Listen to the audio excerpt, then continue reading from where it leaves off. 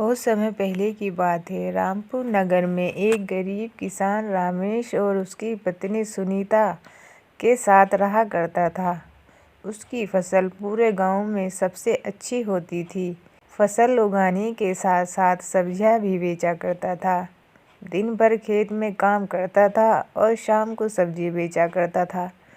एक दिन वो सुबह सुबह उठता है और अपनी पत्नी से कहता है, सुनीता, मैं खेत में काम करने जा रहा हूँ, तुम मेरे लिए खाना ले आना। उसकी पत्नी कहती है, ठीक है। वो अपने खेतों में काम करने के लिए चला जाता है और खेत में काम कर ही रहा था, तभी उसे दो आदमी अपनी मुंडेर पर चलते हुए दिखाई देते हैं। वो उस गांव के जमींदार थे। रमेश के पास आकर जमींदार जी बोलते हैं, मैंने सुना है कि तुम पूरे गांव में सबसे अच्छी फसल उगाते हो। क्या तुम अपनी फसल मुझे बेचोगे? तुम्हारी फसल अच्छे दामों पर ले लूँगा। किसान रमेश बोलता है, क्यों नहीं मालिक, ये तो मेरी खुशी की बात है कि मैं जो अपना अनाज अच्छे दामों पर बेचूँगा। जमींदार जी बोलते हैं, ठीक है, फसल पक जाने पर हम कुछ आदमी आकर तुम्हारी फसल काट कर तुम्हारे घर पहुँचा देंगे। रमेश कहता है, ठीक है मालिक। कुछ देर के बाद उसकी पत्नी रमेश के पास खाना लेकर आती है और रमेश खुशी से बोलता है, अभी थोड़ी देर पहले ज़मींदार साहब आए थे, उनको हमारी फसल चाहिए, वो हमारी फसल की अच्छी कीमत देंगे। ये सुनकर सुनीता बहुत खुश होती है। दोनों साथ काम करके घर चले जाते हैं। रमेश अपनी खेती को खड़ी मेहनत करके अच्छी फसल उगाता है और उसकी फसल सोने जैसी चमक रही थी। ये देखकर वो बहुत खुश होता है क्योंकि इस बार उसकी फसल अच्छी दामों पर बिकेगी। फसल पककर तैयार हो जाती है। रमेश हंसिया लेकर अपने खेत में जा पहुंचता है फसल काटने के लिए। तभी वहाँ कुछ जमींदार के आदमी आते हैं। वो भी फसल काटने में उसकी मदद करते हैं। कुछ समय के बाद फसल कटकर तैयार हो जाती है। अनाज निकाला जाता है और अनाज की बोरी बनाकर रमेश के घर पहुंचा दी जाती है। जमींदार के आदमी रमेश से बोलते हैं कि मालिक के आदमी कल आएंगे, वो तुम्हारा अनाज लेकर जाएंगे। रमेश और उसकी पत्नी रात का भोजन करके सो जाते हैं। उनके घर में उसी रात चोर आकर उनका सारा अनाज चुरा ले जाते हैं। जब सुबह उन्हें दोनों को चोरी का पता चलता है तो वो दोनों बहुत उदास हो जाते हैं। वो ये सोचते हैं कि जब जमींदार के आदमी आएंगे तो मैं उसको क्या जवाब दूंगा। थोड़ी देर बाद जमींदार के आदमी आते हैं और रमेश से कहते हैं, लाओ रमेश, अपना अनाज दो। रमेश उदास मन से कहता है, मेरा अनाज चोरी हो गया है। क्या तुम्हारा अनाज चोरी हो गया है? तुम झूठ बोल रहे हो, मालिक के पास चलो। रमेश कहता है, ठीक है। वह दोनों जमींदार के पास जाते हैं। जमींदार साहब, मेरा अनाज किसी ने रात को चोरी कर लिया है। जमींदार बोलता है, तुमने अधिक पैसे के लालच में आकर अपना अनाज किसी और को तो नहीं बेच दिया?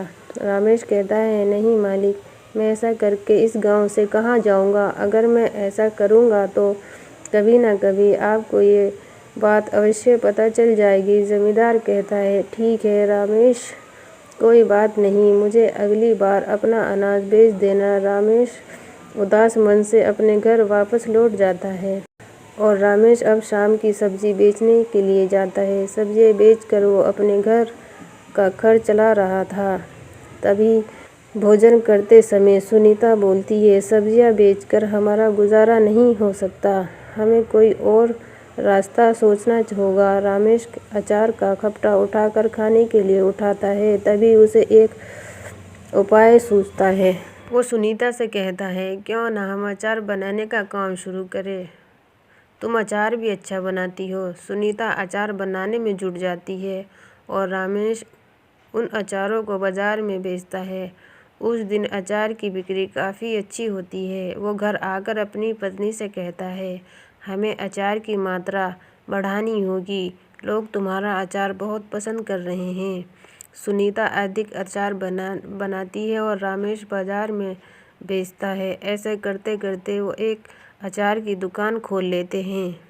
उस गांव के सभी लोग उसकी दुकान पर अचार खरीदते हैं। एक दिन जमींदार उसकी दुकान से गुजर रहा था। वो रमेश की दुकान पर जाता है और कहता है, क्या रमेश, तुमने ये धंधा कब शुरू किया है? रमेश बोलता है, बस कुछ दिन से ही मालिक। जमींदार रमेश का अचार चखता है। उन्हें अचार काफ़ी पसंद आता है और कहता है, रमेश, क्या तुम मेरे लिए 6 किलो अचार बना दो? रमेश हाँ में जवाब देता है। ये बात रमेश अपनी पत्नी को बताता है और उसकी पत्नी खुश होकर अचार बनाने बैठ जाती है।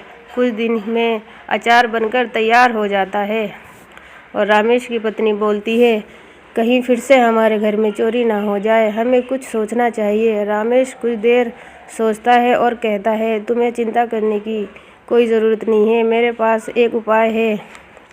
वो अचार के मटके को घर में रख देता है और एक मटके में मिर्च भरकर दरवाजे के ऊपर रख देता है। इस बार फिर से चोर उसके घर में चोरी करने आते हैं और चोर घर में घुसते ही दर्द से चिल्लाने लगते हैं, क्योंकि उनकी आंखों में मिर्च जल रही थी। तभी वहाँ रमेश और उसकी पत्नी पहुँचते। रमेश पूछता है, तुम हमारे घर में चोरी क्यों कर रहे हो?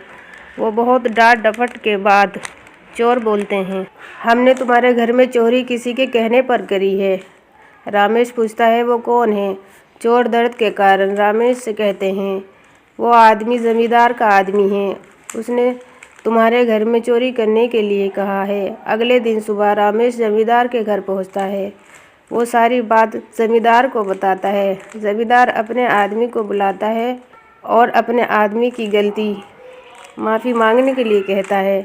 जमींदार कहता है, माफ़ी हमसे नहीं, रमेश से मांगो। रमेश कहता है, मैं इसे कभी माफ़ नहीं करूँगा, तुम जैसे को तो पुलिस के हवाले कर देना चाहिए। कुछ देर बाद अचार के सारे डिब्बे जमींदार के घर पहुंचा दिए जाते हैं और जमींदार बहुत खुश होता है। रमेश की ईमानदारी पर वो खुश होकर अचार के दाम अच्छे देता है। रमेश उन्हें धन्यवाद देता है और वो अपने घर चला जाता है। अब रमेश की अपनी फसल के अच्छे दाम मिलेंगे।